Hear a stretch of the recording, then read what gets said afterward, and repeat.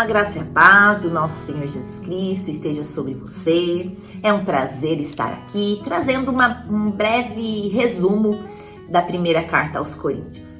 Para quem não me conhece, o meu nome é Sara, eu sou pastora da Igreja Metodista aqui de Cuiabá e vou trazer para vocês o meu entendimento e espero que facilite a sua leitura da primeira carta aos Coríntios. Querido e querida, essa carta ela foi escrita para a comunidade de Coríntios. Como que ela surgiu? Corinto era uma cidade portuária que tinha um grande desenvolvimento econômico na época, no mundo antigo, e Paulo estrategicamente foi como missionário para lá.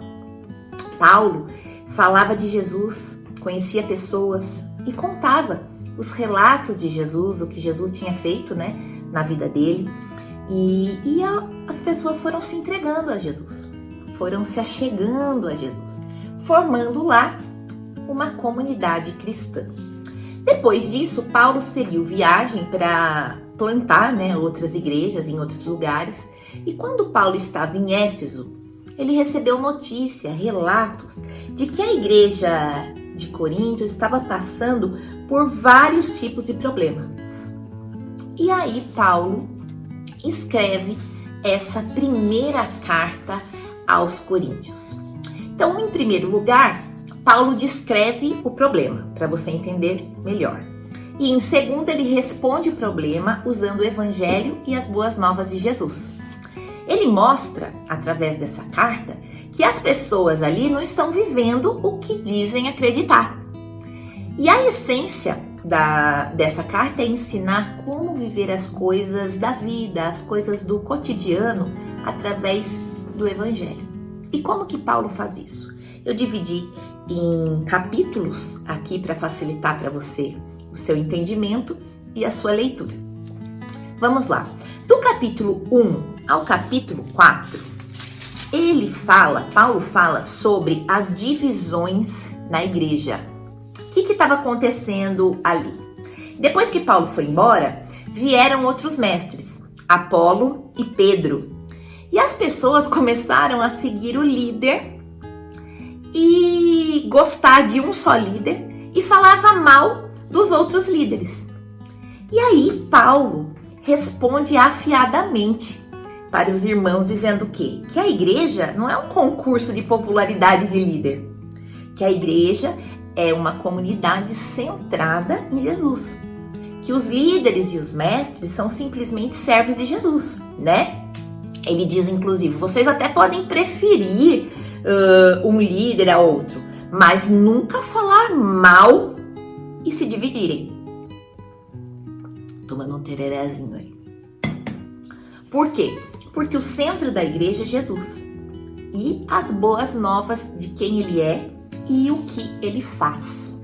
Inclusive aqui nós temos o versículo, no capítulo 1, o versículo 12, que Paulo afirma, eu sou de Paulo, ou eu sou de Apolo, ou eu sou de Pedro, ou ainda eu sou de Cristo. É um versículo bastante conhecido, bastante lido, bastante pregado, Então esse problema e essa solução vem no capítulo 1 ao 4. Depois do capítulo 5 ao 7, Paulo fala sobre os problemas relacionados à imoralidade sexual na igreja, Haviam muitas pessoas ali dormindo com todo mundo na igreja. E Paulo relata inclusive um caso em que um homem dormiu com a própria madrasta. Pessoas também adoravam aos deuses gregos nos templos locais e praticavam relações sexuais com as prostitutas que ali estavam. Mas isso não é ainda o mais grave. O mais grave é que haviam pessoas na igreja que achavam essas práticas normais, alegando que eles eram livres em Cristo Jesus e que a graça de Deus era infinita. Então, aquele famoso nada a ver, Mas Paulo, usando o evangelho mais uma vez, demonstra que estava tudo errado, Ele relembra, em primeiro lugar, que Jesus morreu pelos nossos pecados, incluindo a má conduta sexual. E se somos cristãos, respondemos com a integridade sexual à graça concedida por Jesus. Paulo também lembra que assim como Jesus ressuscitou entre os mortos, o nosso corpo também ressuscitará. E daí ele explica: se o seu corpo está sendo resgatado por Jesus hoje e eternamente, é de suma importância o que fazemos com o nosso corpo. Inclusive, Paulo diz que nós não podemos fazer o que quisermos, pois o nosso corpo não é nosso. É templo do Espírito Santo de Deus. Seguidor de Jesus zela pela sua conduta sexual. Nos capítulos de 8 a 10, Paulo fala sobre a comida. Os coríntios ali estavam divididos a respeito das carnes, né, que vinham de animais sacrificados aos deuses gregos e romanos. Havia uma divisão grande entre os cristãos e os judeus e os gentios sobre como responder a esse problema. Então Paulo usa novamente o evangelho e diz que a nossa lealdade é a Jesus e não a outros. Então ele explica dividindo os dois casos.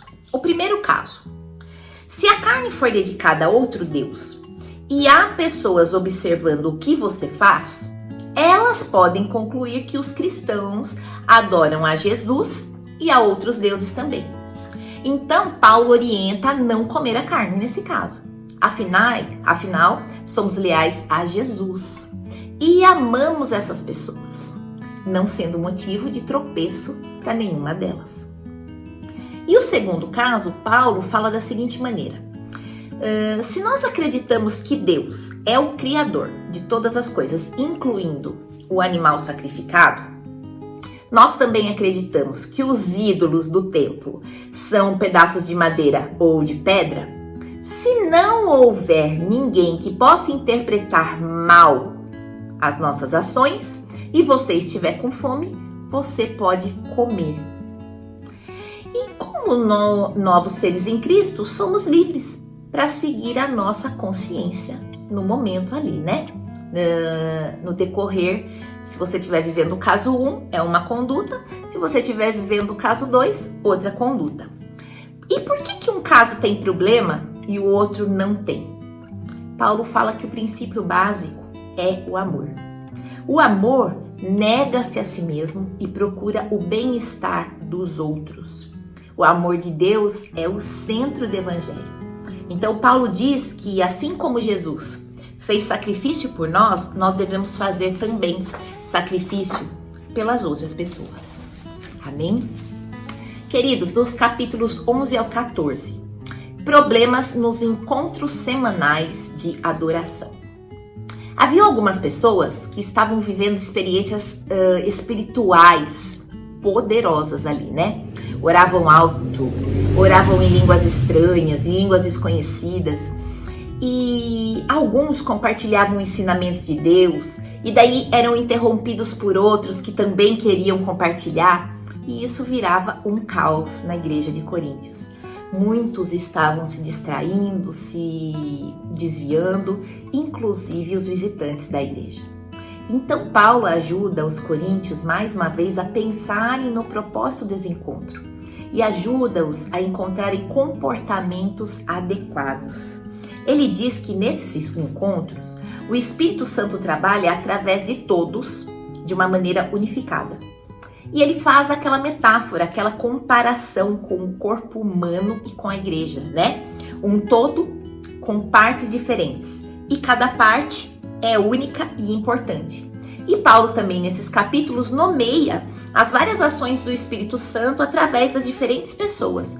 E que todos os dons, tudo que está sendo manifesto ali é tão somente para edificação da igreja de Cristo.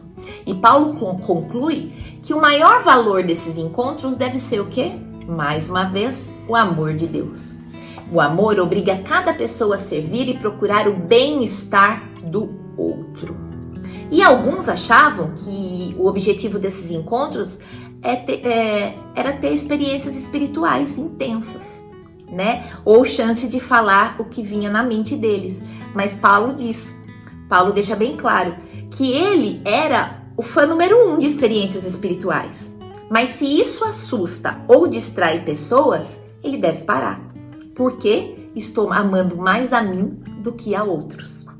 E Jesus ensina que a igreja é para todos. Todos devem cantar, todos devem orar, todos devem adorar e todos devem ouvir Deus falando.